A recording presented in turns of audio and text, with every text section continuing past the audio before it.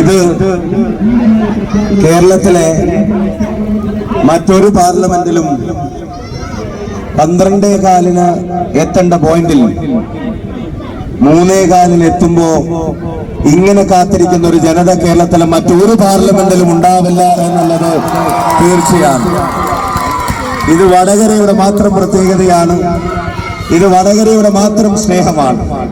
അതുകൊണ്ട് തന്നെ ഈ സ്നേഹത്തിന്, ഈ പിന്തുണയ്ക്ക്, ഈ ചേർത്തുപിടിക്കലിന് ഞാൻ നന്ദി പറയുന്നില്ല. ചേച്ചി, എനിക്ക് നന്ദി ഇല്ലാത്തത് കൊണ്ടല്ല, എന്റെ നന്ദി ഞാൻ പ്രവൃത്തിയിലൂടെ കാണിക്കുമെന്ന് ഈ നാടിന് ഉറപ്പ് നൽകാൻ ആഗ്രഹിക്കുന്നു. ഉമ്മത്തൂരിന്റെ ഈ സ്വീകരണ പോയിന്റിലേക്ക് വന്ന മുഴുവൻ ആളുകളോടും സ്നേഹത്തോടെ ഞാൻ പറയുന്നു, ഇത് എന്റെ പ്രതീക്ഷകൾക്ക് അപ്പുറത്താണ്. എനിക്ക് ഈ നാടിന് വേണ്ടി കഠിനാധ്വാനം ചെയ്യാനുള്ള കരുത്താണ് നിങ്ങൾ നൽകുന്നത്. എനിക്ക് വേണ്ടി പ്രവർത്തിച്ചതിന്റെ പേരിലോ, എനിക്ക് വേണ്ടി വോട്ട് ചോദിച്ചതിന്റെ പേരിലോ, എനിക്ക് വേണ്ടി വോട്ട് ചെയ്തതിന്റെ പേരിലോ നിങ്ങളൊരാളും ഈ നാട്ടിലെ ജനങ്ങളുടെ മുമ്പിൽ തലകുനിച്ചു നിൽക്കേണ്ട ഒരു സാഹചര്യം ഞാൻ ഉണ്ടാക്കില്ല എന്ന് പ്രിയപ്പെട്ടവരോട് എല്ലാവരോടും പറയുന്നു. ഞാൻ രാഷ്ട്രീയ കാര്യങ്ങളൊന്നും ഇപ്പൊ കടക്കുന്നില്ല. അതൊക്കെ പ്രാസംഗികർ നേരത്തെ പറഞ്ഞു കഴിഞ്ഞു. ഒറ്റ വരി മാത്രം: വർഗീയതയും ഫാസിസവും തീവ്രവാദവും ഒക്കെ പരാജയപ്പെടണം. ഈ നാട്ടിൽ ബോംബിനേക്കാൾ, വാളിനേക്കാൾ, വെട്ടിനേക്കാൾ കരുത്ത് വോട്ടിനുണ്ട് എന്ന് ജനാധിപത്യ സമൂഹം തിരിച്ചറിഞ്ഞിരിക്കുന്നു. അതുകൊണ്ട് തന്നെ 26-ാം തീയതി രാവിലെ നേരത്തെ, കേട്ടിട്ടോ, 26-ാം തീയതി രാവിലെ നേരത്തെ എല്ലാ കാര്യങ്ങൾക്കും മുമ്പ് നമ്മുടെ വോട്ട് പോയി ചെയ്യണം എന്നുള്ള അഭ്യർത്ഥന നിങ്ങളുടെ മുമ്പിൽ വെക്കുക. ചെയ്യോ? അതോ ഉച്ചക്കാണോ ചെയ്യാ? അതോ വൈകുന്നേരമാക്കുവോ? രാവിലെ ചെയ്യോ? എന്ത് വന്നാലും ശരി, രാവിലെ നേരത്തെ പോയി ആ വോട്ട് നമ്മൾ രേഖപ്പെടുത്തിയിരിക്കുമെന്നുള്ളത്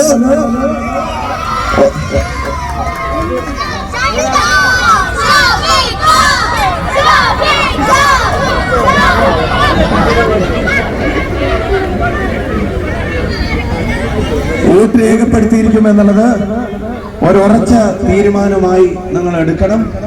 പിന്നെ നിങ്ങളുടെ ബന്ധത്തിലും പരിചയത്തിലും ഒക്കെയുള്ള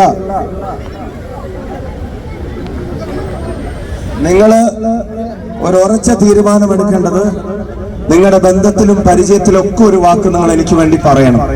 എല്ലാവരെയും നിങ്ങളൊന്ന് വിളിക്കണം. അയൽവീടുകളിലൊക്കെ നിങ്ങളൊന്ന് കയറണം. പറ്റാവുന്നിടത്തൊക്കെ നിങ്ങൾ നേരിട്ട് ചെന്നിട്ട് എനിക്ക് വേണ്ടി ഒരു വോട്ട് ചോദിക്കണം. ചോദിക്കുമോ? അപ്പൊ ഞാനൊരു കാര്യം കൂടെ പറഞ്ഞ് നിർത്തുക. എന്നോട് ചില സർവേക്കാർ ചോദിച്ചു, 6% വോട്ടിന് തോക്കുമല്ലോ. ഞാൻ പറഞ്ഞു, ഞാൻ പ്രതികരിക്കുന്നില്ല.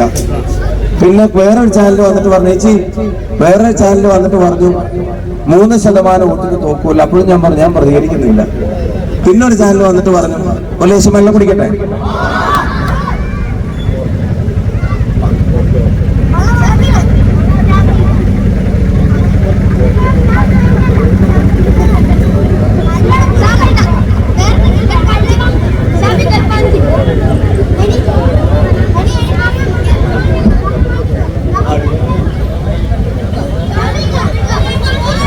അടുത്ത ചാനൽ ചോദിച്ചു 3% വോട്ടിന് തോക്കുന്ന് പറയുന്നു. ഞാൻ പറഞ്ഞു, പ്രതികരിക്കുന്നില്ല. പിന്നൊരു ചാനൽ പറഞ്ഞു ഒപ്പത്തിനൊപ്പമാണ്, ഇഞ്ചോടിഞ്ച് പോരാട്ടം. ഞാൻ പറഞ്ഞു, ഞാൻ പ്രതികരിക്കുന്നില്ല.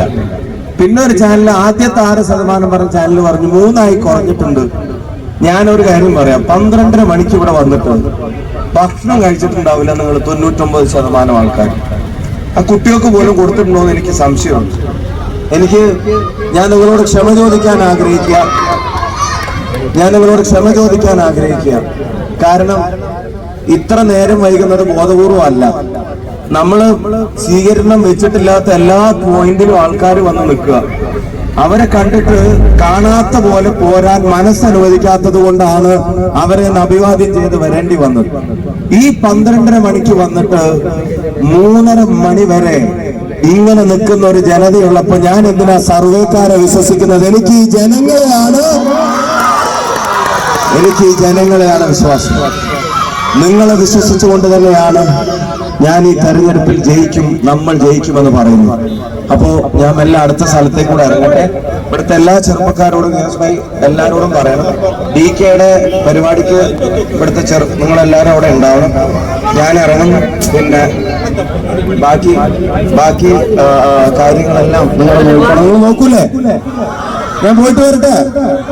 നമ്മൾ ഇന്ന് നമ്മൾ സെൽഫി എടുക്കുന്നില്ല.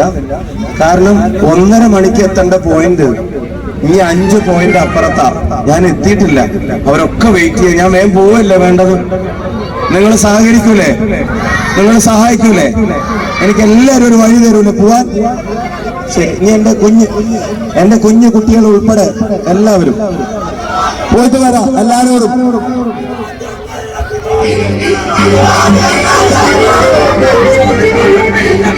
Thank you.